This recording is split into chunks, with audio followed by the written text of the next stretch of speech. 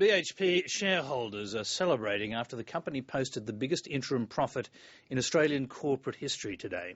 The thumping $10.6 billion half-year result is fanning new debate about the government's resource tax and whether it's collecting enough from the big miners. Political correspondent Tom Iggulden reports. Today's result is a whopping 72% bigger than last year's half-yearly profit. We are very proud of a record set of results.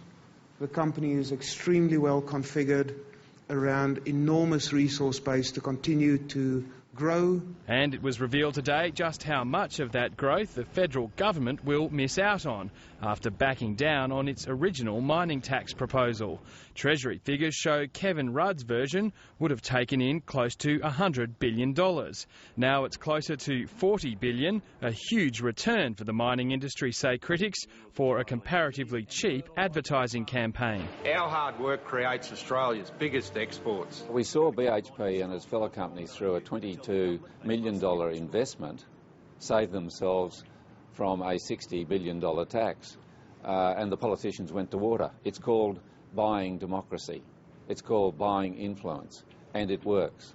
And we've got to do a lot more to see that there's redress for that, because otherwise BHP and the other companies who are extracting Australia's natural resources are not contributing properly to this nation's future. The Greens want the original tax reinstated. Liberal Western Australian Premier Colin Barnett wants it dropped altogether. Indeed, it may well be that some of the major mining companies actually pay less tax under this than they paid before. This thing is a complete shambles. But the Prime Minister's standing her ground. We will deliver through the Australian Parliament the tax as I agreed it with Australia's biggest mining companies.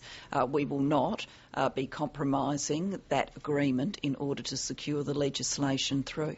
Wayne Swan says the government was upfront about collecting less tax from mining companies and says the $60 billion give-back is only an estimate. A 10-year projection is not one that you can necessarily say is wholly written.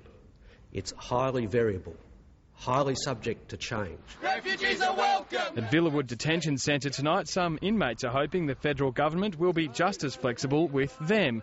After a highly emotional funeral for victims of the Christmas Island boat tragedy, relatives of the dead don't want to go back to Christmas Island. Instead, they want to stay in Sydney's Villawood Detention Centre while their cases are being processed. She goes, I can't go back there at all. That island reminds her of her sister. Family members say they'll physically resist removal from Villawood Detention Centre tomorrow morning, and protesters backing the asylum seekers confronted Immigration Minister Chris Bowen tonight at an event at the Sydney Institute. Play school starts later. At the centre of the issue, 8-year-old Sinan Khalik, who was orphaned by the boat tragedy. He was brought to Sydney for the funeral of his family, and quite separate to that, sensitively and appropriately, he will be moved into the community. Opposition Immigration Minister Scott Morrison has backed down from his comments made yesterday about the cost of bringing the relatives to Sydney from Christmas Island for the funeral. But the issue hasn't ended there. Joe Hockey publicly disagreed with Mr Morrison's stance before his back down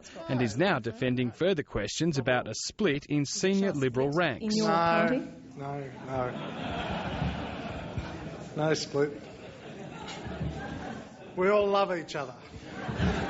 They're at each other's throats. You see it in the Parliament all of the time, and you see it in public now. And there's some evidence that there might be some truth to that claim. A senior, anonymous Liberal Party staffer posted a scathing criticism of Mr Hockey's comments about asylum seekers on a Conservative website.